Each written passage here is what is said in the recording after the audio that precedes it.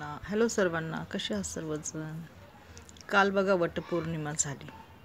प्रत्येक स्त्रीने आपल्या सौभाग्यवती होऊन आपल्या पतीची तिने ते सातफे हे केलं. सातजन्मी हाच नवरा मिळावा म्हणून तिने काल वडाची पूजा केली. मग तिने नवऱ्याच्याच नावाने कुंकू लावलं आणि त्याचीच पूजा केली ना की आपल्या बॉयफ्रेंडची, म्हणजे आपलं कोणी असेल XYZ ना त्याच्या नावाने.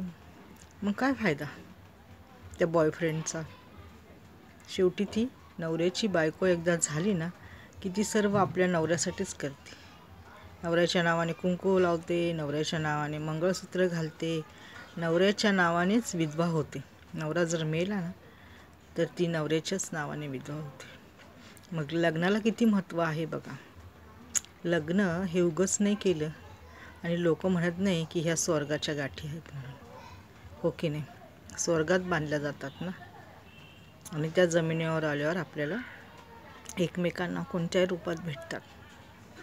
तर लग्नगाठ ही खूप महत्त्वाची आहे. धन्यवाद.